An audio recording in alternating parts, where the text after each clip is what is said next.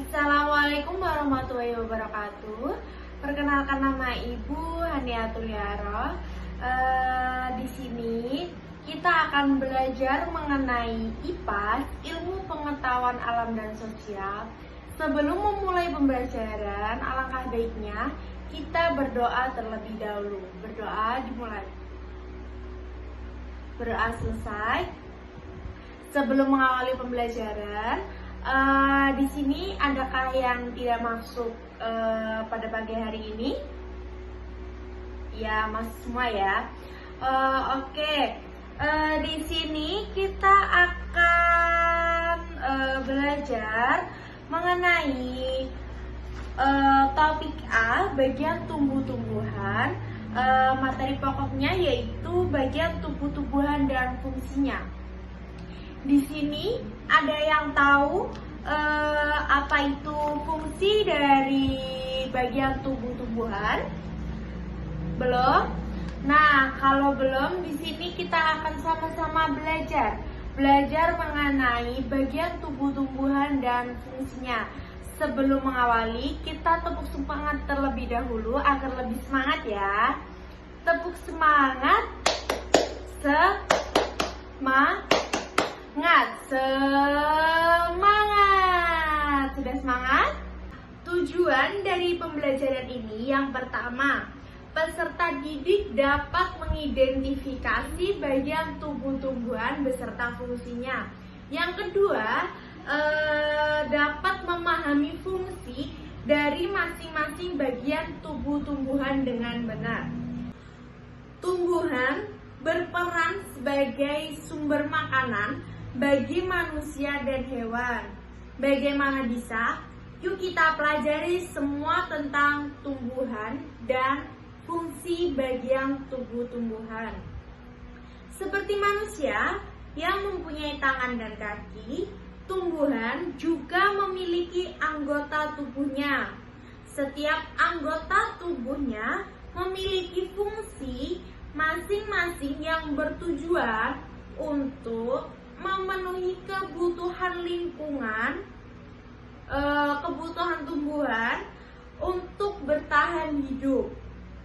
Nah, seperti akar yang berfungsi untuk menyerap air dari tanah. Lalu, apa saja bagian tubuh tumbuhan dan apa fungsinya masing-masing dari bagian tubuh tumbuhan? Umumnya, semua tumbuhan memiliki akar, batang, daun, buah, dan buah. Sebagian tumbuhan memiliki bunga, spora, dan duri. Menurut Gembong dalam buku Morfologi Tumbuhan pada tahun 2016, tumbuhan bisa dikelompokkan berdasarkan bentuk akar, bentuk batang, dan daunnya. Nah, pengelompokan akar pada tumbuhan meliputi yang pertama, akar tunggang, yaitu akar yang tumbuh dari batang masuk ke dalam tanah. Cabang-cabang akar akan keluar dari cabang utama. Biasanya dimiliki oleh tumbuhan dikotil. Contohnya mangga, jeruk, jambu, dan cabai. Selanjutnya yang kedua yaitu akar serabut, yaitu akar samping yang keluar dari pangkal batang. Akar ini menggantikan akar tunggang yang tidak berkembang. Contohnya jagung, padi, dan rumput. Biasanya pada akar serabut ini dimiliki oleh tumbuhan bisa disebut monokotil. Yang kedua, batang juga dikelompokkan dalam 3 jenis. Yang pertama, batang kayu. Batang yang keras dan kuat karena sebagian besar terdiri atas kayu.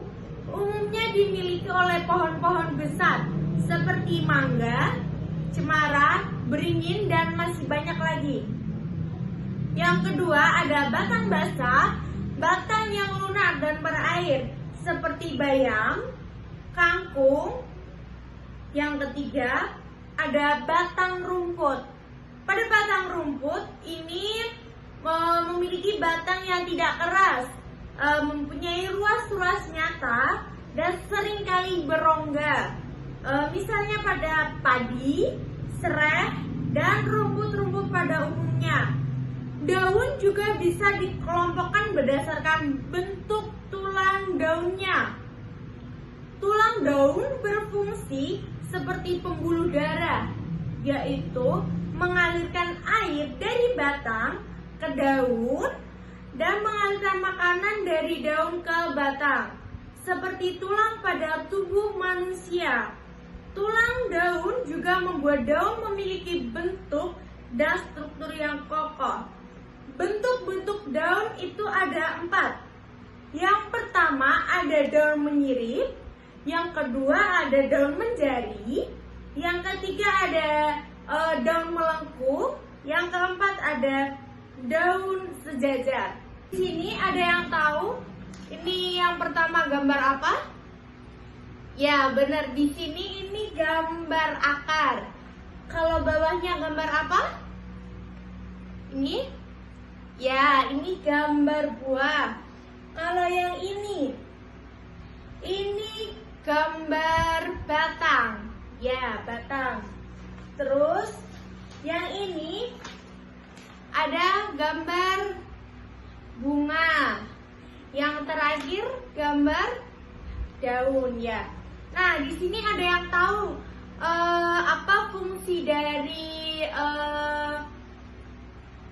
akar, bagian tumbuh-tumbuhan akar. Ada yang tahu? Nah, di sini Ibu jelaskan ya, fungsi dari bagian tubuh tumbuhan yang pertama daun. Fungsinya sebagai tempat tumbuhan membuat makanan, dan makanan ini dibutuhkan agar tanaman bisa tumbuh. Nah, di sini macam-macam daun ada banyak. Yang pertama ada daun menjari, yang kedua ada daun menyirip, yang ketiga ada daun melengkung, yang keempat ada daun sejajar. Ini fungsinya sama. Yang kedua, di sini ada bunga. Bunga fungsinya sebagai tempat perkembangbiakan tumbuhan. Bunga yang sudah berkembang biak akan menjadi biji. Biji inilah yang akan nanti bisa ditanam kembali. Nah, selanjutnya ada buah. Tempat menyimpan cadangan makanan dan melindungi biji di dalamnya. Yang ketiga, yang keempat, ada fungsi bagian tubuh tumbuhan, yaitu batang.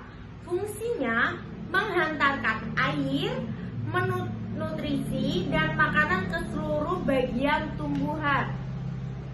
Yang kelima, bagian tubuh tumbuhan akar fungsinya untuk menyerap air dan nutrisi dari dalam tanah, juga untuk menopang tumbuhan. Nah, dari selanjutnya ada yang mau ingin bertanya?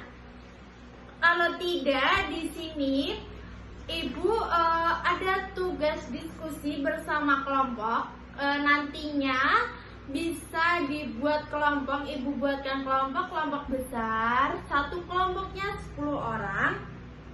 Nah, di sini itu cara kerja yang pertama, mengamati apa saja bagian tubuh tumbuhan di lingkungan sekolah, di lingkungan sekitar kita. Nah, yang kedua, yaitu kalian bisa menggambarkan apa saja bagian tubuh tumbuhan yang kalian lihat dan menuliskan namanya di sini, serta kalian menuliskan fungsinya di sini. Nanti setelah itu ada salah satu kelompok yang maju ke depan untuk mempresentasikan hasil diskusi bersama kelompoknya ya. Sudah. Kelompok 1 bisa maju ke depan untuk mempresentasikan ya. Sudah. Di sini Ibu mempunyai soal evaluasi yang ini nantinya dikerjakan secara individu. Di sini hanya ada 5 soal. Nantinya langsung dikumpulkan saja. Begitu ya. Nah, sebelum Ibu akhiri pertemuan pada hari ini, Ibu mau tanya kembali, hari ini kita sudah belajar apa aja? Ya, hari ini kita sudah belajar bagian tumbuh-tumbuhan beserta fungsinya. Bagian tumbuh-tumbuhan tadi apa saja? Yang pertama ada akar, yang kedua ada batang, yang ketiga ada daun, yang keempat ada buah, yang kelima ada bunga. Benar, tepuk tangan. Ya, Ibu akhiri untuk pembelajaran pada hari ini. Sebelum mengakhiri kita berdoa terlebih dahulu. Berdoa dipersilahkan. Berdoa selesai. Ibu akhiri. Wabillahi taufiq wal hidayah. Wassalamualaikum warahmatullahi wabarakatuh.